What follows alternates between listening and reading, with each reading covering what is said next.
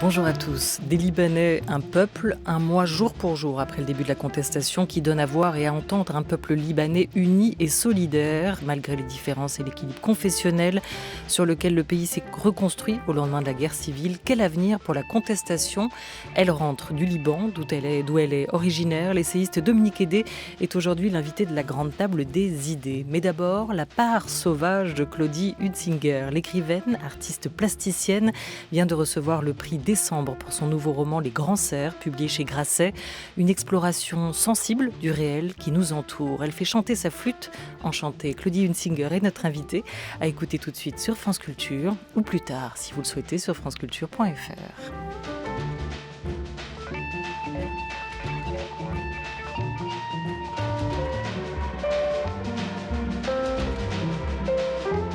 La grande table. Olivia Gesbert.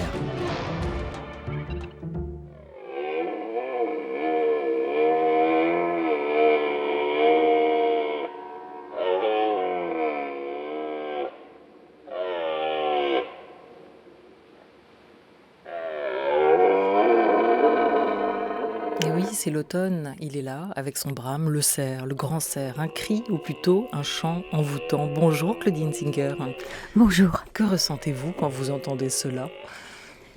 Il me semble, à les entendre, que ce sont des portes qui s'ouvrent. Des portes des murailles.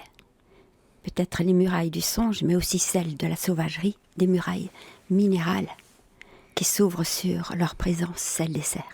Ici, le brame du cerf en forêt de Troncet, dans l'Allier, tandis que votre roman a la forêt des Vosges comme décor. On a dit non ensemble, lui et moi, double de l'auteur. Votre héroïne, Pamina, vit avec son compagnon Niels dans la ferme des Hautes Huttes, dans un exil du temps, écrivez-vous, exil sacré à nos yeux. Ces mots sont donc de vous, et le roman permet cela, on le comprend très vite. Il permet de se mettre en retrait, ici, pour communier avec la nature, communier avec ceux qui nous entourent. L'écriture est pour vous, Claudie Hunsinger, une terre d'exil? Est-ce que l'écriture est une terre d'exil? L'écriture elle-même, si l'écriture est une émanation de mon propre corps, oui, dans ce cas, oui.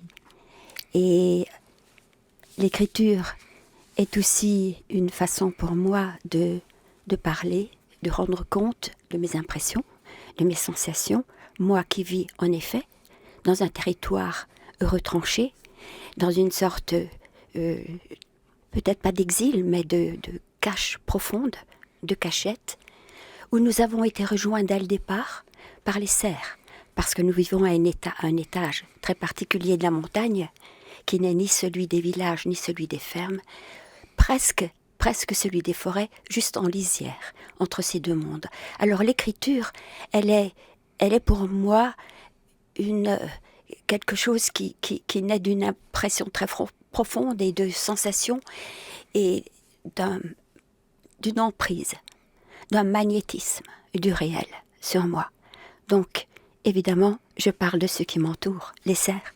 Les Grands Cerfs, extrait de ce nouveau roman qui paraît chez Grasset.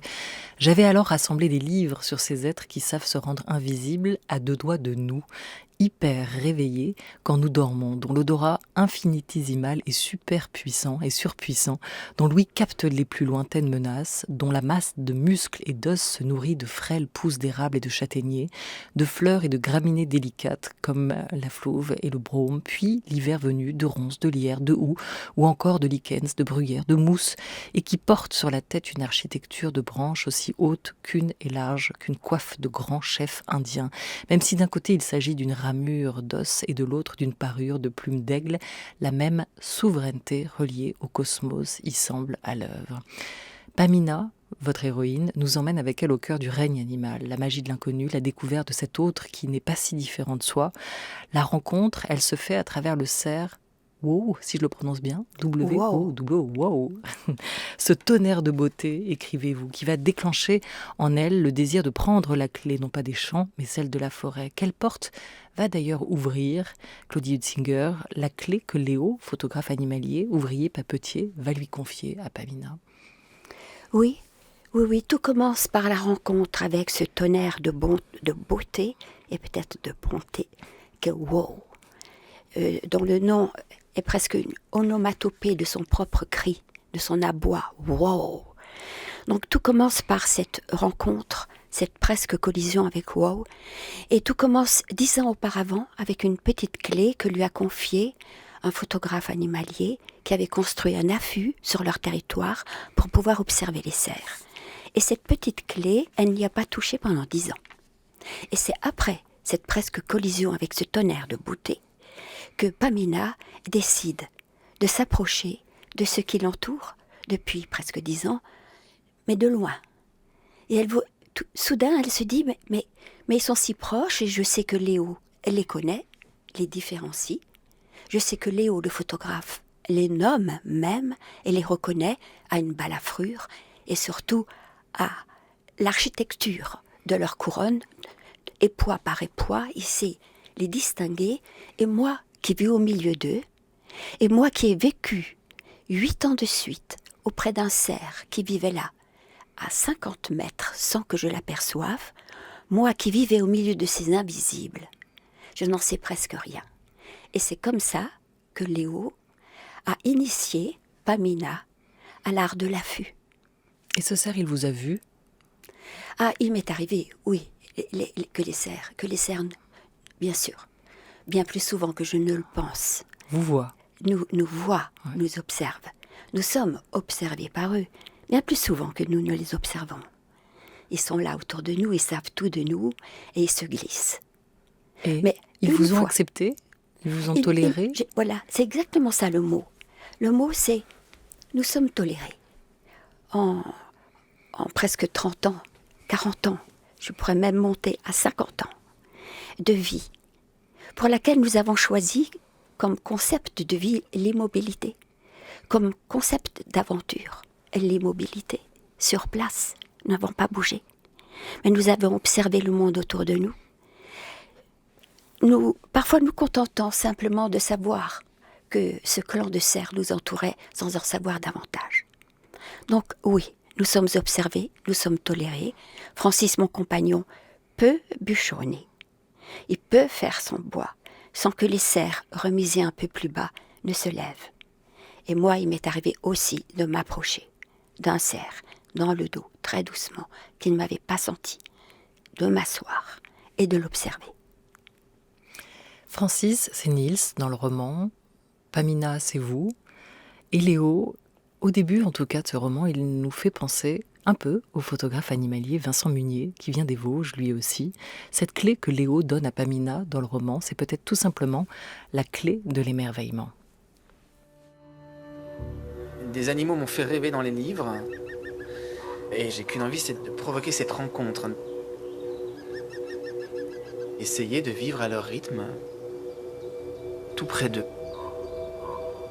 D'être à leur côté. J'ai commencé dans la forêt à côté de chez moi. Après les chevreuils, c'était les renards, c'était les sangliers, c'était le brame du cerf, c'était des nuits passées sous des sapins au mois d'avril pour le grand tétras. Juste pour l'observer, même pas le photographier. La photographie vient après.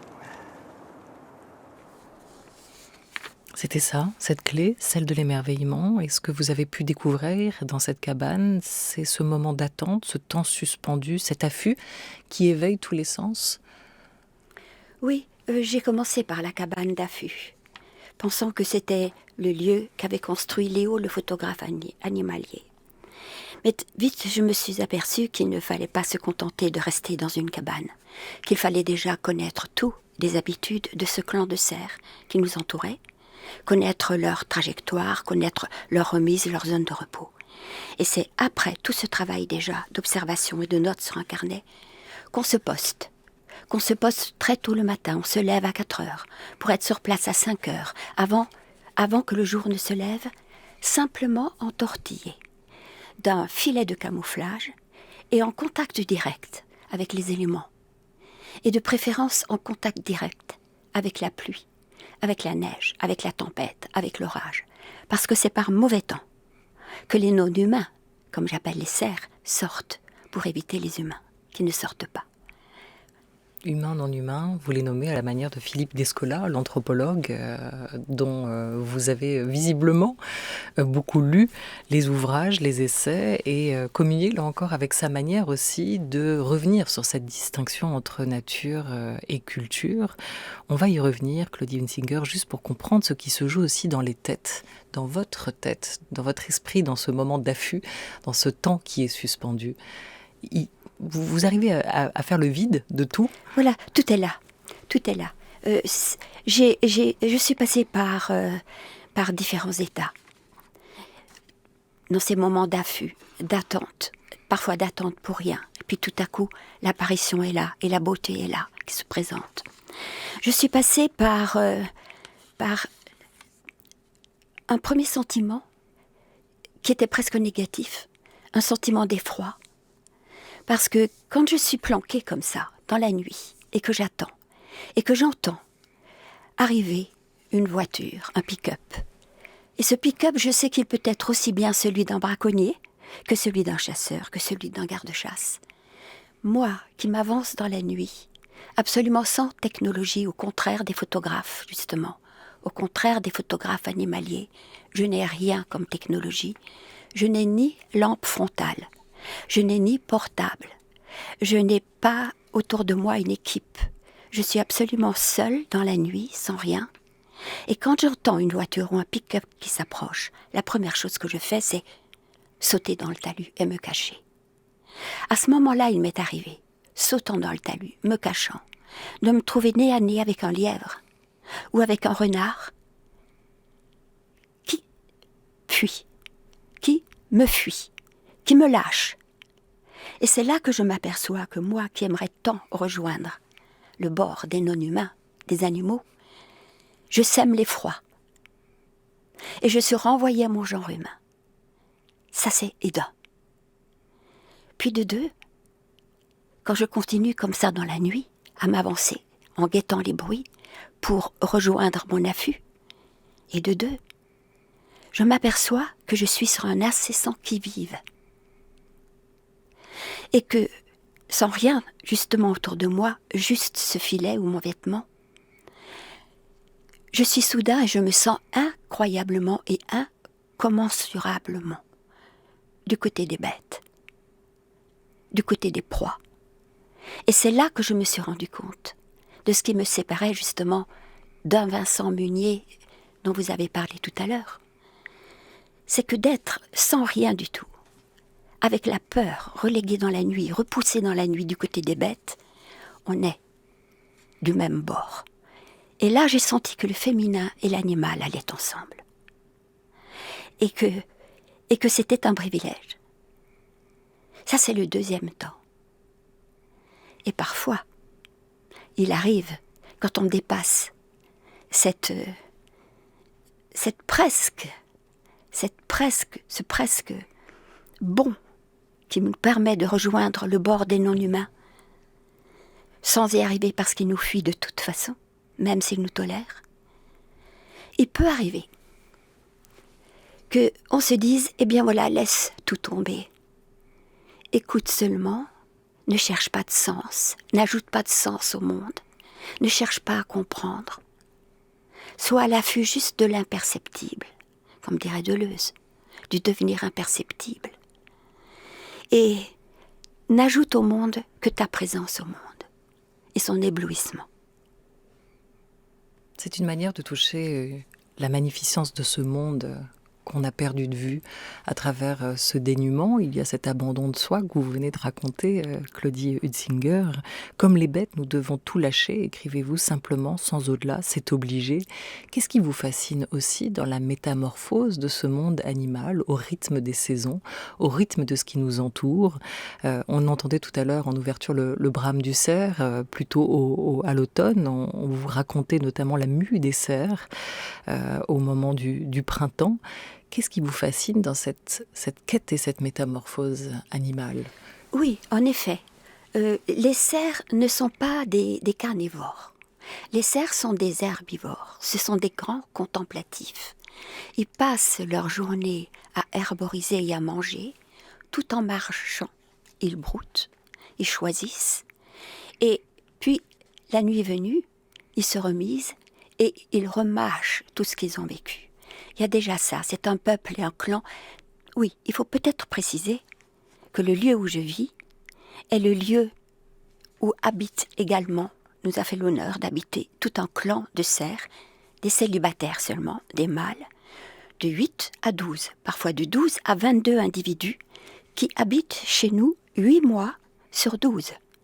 Et que le brame que vous avez évoqué, ce sont les 2 mois de combat, de lutte pour la survie, les 2 mois où on lutte pour avoir chaque cerf le plus de femelles possible, absolument comme dans l'Iliade. Voilà, c'est un combat de chefs. 2 mois seulement. Le reste du temps, les cerfs qui habitent autour de nous, ce sont des contemplatifs, mais pas seulement.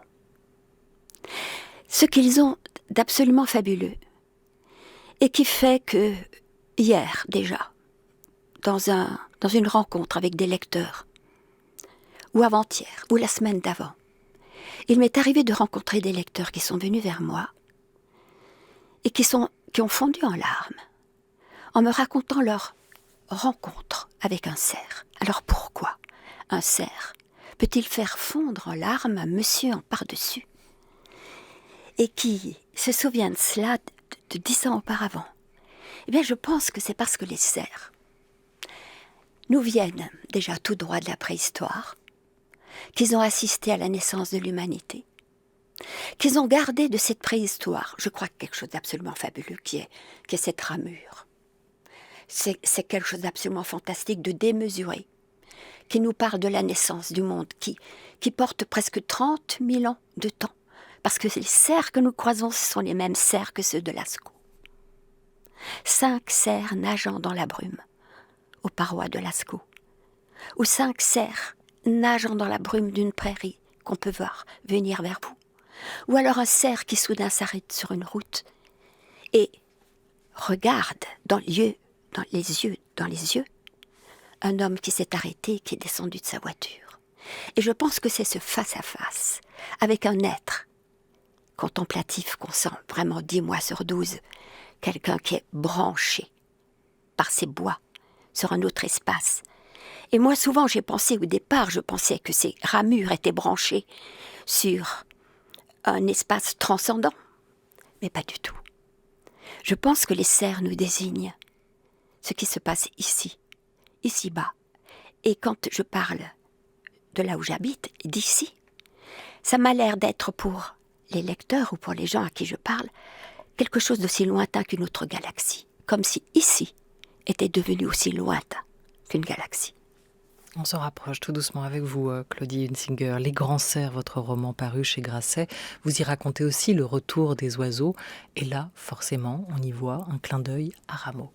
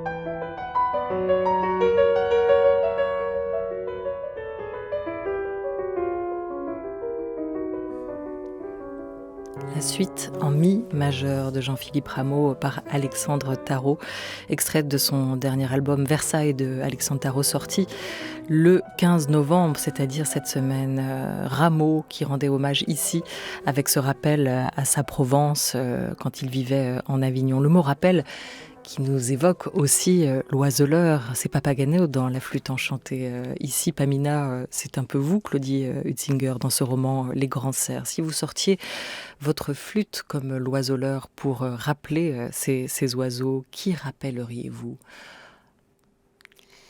Si j'avais à rappeler des oiseaux, en premier, ce sont les chardonnerets. Parce qu'ils sont en bande et qu'ils sont d'une vivacité, d'une allégresse. Je crois que c'est exactement cette allégresse, ponctuée, parfois qui apparaît, qui disparaît, qui revient très vite, que j'observe avec le plus d'acuité. Parce que je sais bien que mon problème le plus difficile, c'est d'arriver à parler de la catastrophe du monde et de la noirceur qui se prépare, que nous avons engendré, nous, l'espèce humaine, tout en parlant de la joie qui fait l'essence même de ma vie. Alors comment concilier à la fois la catastrophe, comment concilier la joie de ce qui est présent et qui sans cesse se manifeste, que j'appelle aussi la bigarrure du monde. Voilà, alors je crois qu'il faut écouter les oiseaux. Et les oiseaux nous disent « Enjoy deeply the very little things ». Réjouis-toi profondément des toutes petites choses. D'ailleurs, c'est un roman, un livre qui oscille entre ces deux positions, entre l'émerveillement et la crainte de la catastrophe à venir. Les grands cerfs disparaissaient un à un, écrivez-vous, et le massif subissait de si profondes modifications que oui, en clair, c'était perdu. Et par la faute de l'ONF, a précisé Léo, l'ONF est un pouvoir d'État qui mène une politique d'État aveugle, un marché régi par l'intérêt. Alors comment fait-on, écrivez-vous ailleurs, quand on veut écrire le roman du réel aujourd'hui, quand on veut l'aborder frontalement, cette question vous ne l'avez pas totalement résolue, mais vous essayez à travers cette écriture de ce que vous avez pu observer. D'ailleurs, le roman, on ne l'a pas dit, s'ouvre quand la narratrice apprend la mort de l'activiste amérindien Dennis Banks, alors que vous êtes en signature de votre dernier livre. Comment vous avez conçu en fait celui-ci ? Comme un roman réellement coup de poing ? Je l'ai conçu au départ sans m'en rendre compte. J'avais la tête tout à fait ailleurs et j'avais l'intention d'écrire un livre sur mon père. Mais les événements sous mes yeux, que j'observais et dont je prenais note, se sont accélérés et se sont construits eux-mêmes avec une sorte de narration dont la menace s'amplifiait et avec un suspense. Et je me suis rendu compte que ce qui se passait sous les yeux, tout en ayant la tête ailleurs, eh bien non. C'était là qu'il fallait que je reste, ce qui arrivait sous mes yeux, c'est-à-dire le roman de notre époque. Et que je n'avais plus à aller fouiller les entrailles de ma famille et du passé, mais qu'il fallait que je m'inquiète et que je fasse résonner ce que j'entendais, ce que je voyais avec notre époque, avec ce que j'appelle la défaite de notre monde. Voilà, c'est comme ça que ça s'est construit, au fur et à mesure. Voilà, c'est le passage de l'émerveillement aussi à la colère comme un cri d'alerte qui est le vôtre, Claudie Hutzinger. Par-delà nature et culture, l'anthropologue français Philippe Descola, professeur au Collège de France, en appelle, lui, à la fin de cette différence artificielle, à repenser notre civilisation autrement. La nature est une invention de l'Occident, mais la société aussi est une invention de l'Occident. Ailleurs, la manière dont des humains s'assemblent, et s'assemblent avec d'autres êtres qui sont des non-humains, prend une forme tout à fait différente. Et donc la plupart des concepts que nous avons développés sont des concepts eurocentrés, anthropocentrés, et le travail que l'anthropologie doit mener, que les sciences sociales doivent mener, consiste précisément à forger des nouveaux concepts qui échappent à la fois à la juridiction de nature et à la juridiction de la culture. Voilà, et votre roman, avez-vous dit, est aussi un livre anticolonial contre cette colonisation des non-humains par les humains. On l'entend. Vous écrivez ces mots qui sont assez surprenants. Le délice, que vous avez éprouvé le délice de ne pas vous sentir assigné à résidence dans le genre humain, mais de vous en affranchir pour vous élargir. C'est vertigineux quand même comme optique, comme sensation, plus que délicieux, non ? Non, c'est absolument délicieux. Tout en étant vertigineux, mais le vertige peut être délicieux. Bien sûr, mais ceci vient aussi d'une très longue pratique, d'une accoutumance. Je vis à la lisière de la forêt depuis 50 ans. Et quelque chose se produit, on quitte, on quitte très vite quand on est seul. On quitte sa propre personne. On devient ce qu'on voit, on devient ce qu'on entend. Et ces frontières, en effet, entre nature et culture, entre humain et non-humain, elles tombent toutes seules, très naturellement. Et on pourrait se demander pourquoi Pamina, qui a de 3000 à 5000 livres chez elle dans cette métairie, pourquoi éprouve-t-elle le besoin de sortir et d'aller approcher les cerfs, et pourquoi est-elle cette fascination pour les cerfs et les contempler ? Et je pense que toute la différence est là aussi, c'est que Léo, le photographe animalier, il lui a semblé qu'il avait justement, d'une certaine façon, trahi le bord des bêtes. Il avait été obligé d'une certaine manière, pour pouvoir continuer à faire ses photos, à faire pacte avec l'ONF et avec les chasseurs, alors que elle, Pamina, libre. Et elle le restera. C'est un roman, on l'a entendu, travaillé par cette conscience de la perte, travaillé aussi par l'envie de soulever les consciences, Claudie Hunsinger, mais aussi empreint de poésie, et vous y convoquez d'ailleurs dans ce roman tous ces poètes qui vous sont chers, de Rilke à Rimbaud, en passant par Pasolini ou Claude Simon. Merci beaucoup à vous d'avoir été avec nous autour de cette grande table. Les Grands Cerfs, prix décembre, apparu à la rentrée aux éditions Grasset. Merci Claudie Hunsinger. Merci à vous.